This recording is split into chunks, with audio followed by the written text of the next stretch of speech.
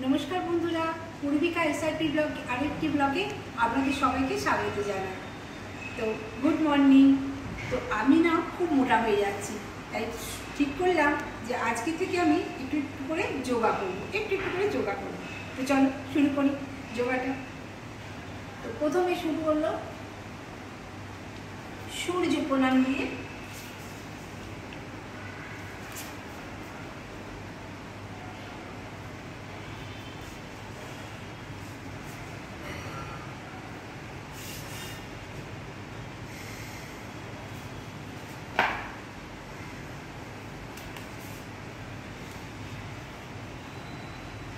Reverse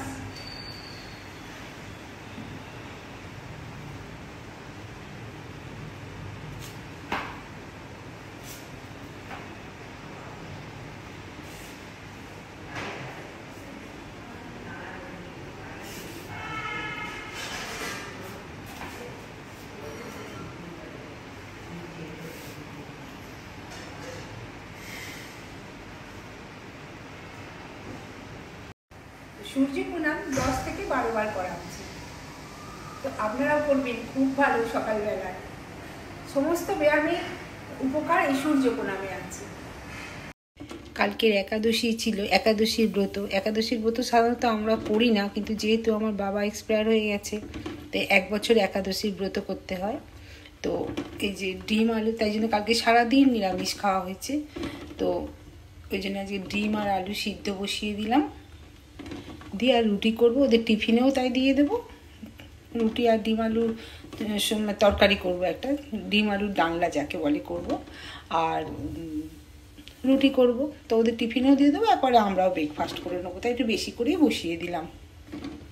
তো ডিমের ডালনাটা করার জন্যে আমি একটু কাজু আর পেঁয়াজ, অল্প করে কাজু আর পেঁয়াজ রোস্ট করে নিলাম। নিয়ে এবার এটা পিষে নেব মিক্সিতে দিয়ে। তো এবার এটা মিক্সিতে দিয়ে পিষে নেব, নিয়ে একটু বেশ খেতে ভালো হবে। কাজু আর পেঁয়াজ, রসুন আদা দিইনি, কিন্তু আদা রসুন পরে দেব। একটু বেশ খেতে ভালো হবে। কালকে থেকে না সবাই প্রায় নিরামিষই খেয়ে আছে জানেন। তো আজকে একটু ভালো করে, আর টিফিনও নিয়ে যাবে এটা লাঞ্চ বক্সে ছেলে। তো এটা কষে নিলাম, মানে এটা পেস্ট করে নেব। পেস্ট করে নিয়ে তারপর আদা রসুন সব কিছু দিয়ে এটা বানাবো, ডিমের ডালনাটা বানাবো। যে ডিম আর আলু ভেজে নিয়েছি, মিক্সিতে একবার মাত্র ঘুরিয়েই ছেড়ে দিলাম, যাতে এগুলো বেশ মুখে পড়ে। কাজুটা পেঁয়াজটা বেশ একটু মুখে পড়ে। হ্যাঁ, এতে একটু গরম মশলা ওই ফোড়নে দিয়েছিলাম।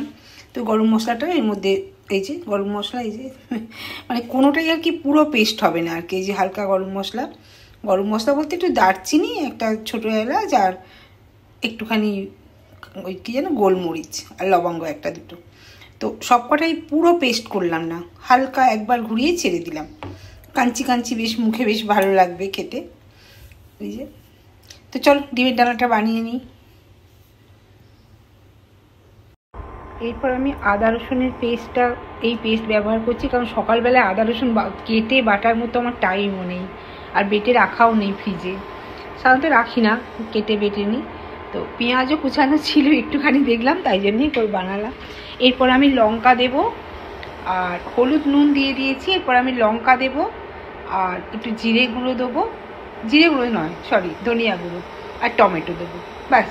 তারপরে ডিম আলু সিদ্ধ করা আছে, যা পড়ে গেল ওটাও ধুতে হবে।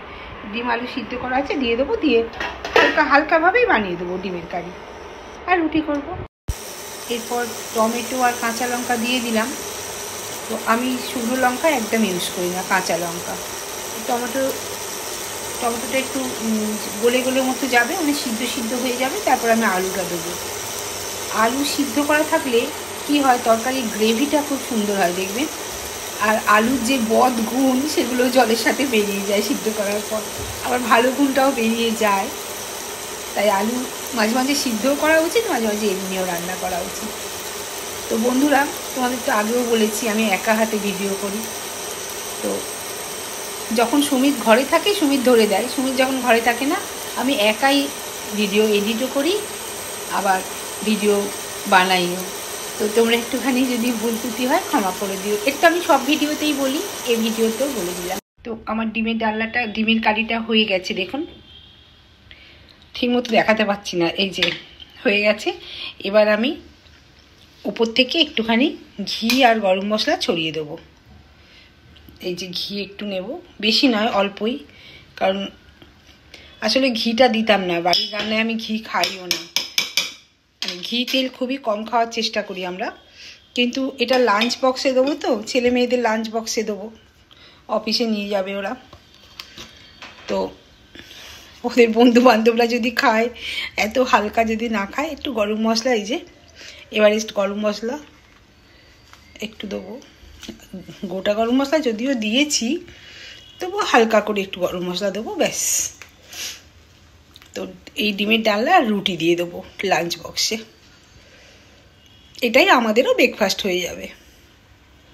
ডিমের কারি, এই যে আলু দিয়ে বানালাম তখন, এই যে ডিমের কারি, স্যালাড আর রুটি দিয়ে ব্রেকফাস্ট সারলাম।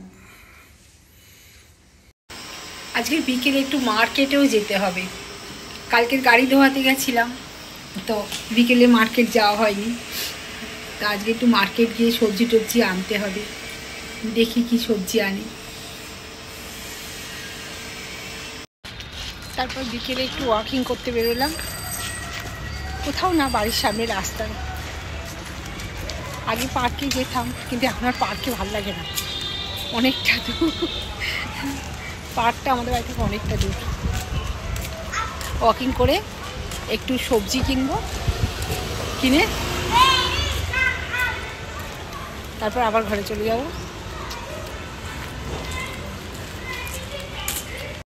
তো আমি একটু কাঁকরোল নেবো, একটু ভালো দেখে কাঁকরোল নেবো। কাঁকরোলগুলো হলুদ হলুদ হয়ে গেছে, পুড়িয়েও গেছে, ছোটোগুলো না তো। এখানে না এক ধরনের খুব ছোট্ট ছোট্ট কাঁকরোল পাওয়া যায়, সেগুলো এখন দেখতে পাচ্ছি না। কাঁকরোল নেবো একটু, দেখো কাঁচা আম, और देखिए कि सब्जी नहीं, अदरक लहसुन लेना पड़ेगा, झींगा लेना पड़ेगा, फिर एक ड्रैगन ले लूँगी। ड्रैगन इतना अच्छा नहीं है, इतना अच्छा मिलता है, संडे में नहीं लिया ना, तो चलो एक ड्रैगन लेती हूँ। ड्रैगन खाना बहुत अच्छा है। और क्या है, ये क्या बोलती है, आप लोग क्या बोलते हैं, हम लोग तो अनारस बोलती हूँ। एप्पल लिया, चलो और क्या लेंगे, और किछु नेबो ना। तो आलू बोखरा इसको बोलती है, आप लोग जानते हैं इसको, आलू बोखरा बोलती है। बहुत मीठा होती है ये। चलो एक आलू बोखरा भी ले लेती हूँ। ना अच्छा नहीं है, बासी हो गया, नहीं आज नहीं लेंगे, बासी हो गया पूरा। बिजी था, सुपरमार्केट में जाती ना तो थोड़ा ज़्यादा कुछ मिलती, मगर इतना ज़्यादा कुछ नहीं। कीवी कितना करके देखती हूँ, अच्छा ही कीवी है। कीवी कितना करके, हेलो कीवी कितना करके, 39 पर पीस, एक पीस 39। तो देखो फ्रेंड्स, इतना सा सब्जी लिया, 530 हो गया। सोचो हैदराबाद में सब्जी का बहुत दाम है, बहुत महंगा हो गया हैदराबाद का सब्जी। और क्या करूँ, खाना तो पड़ेगा ही ना, सब कुछ महंगा है इसका। इधर का फ्लैट का दाम भी बहुत ज़्यादा हो गया।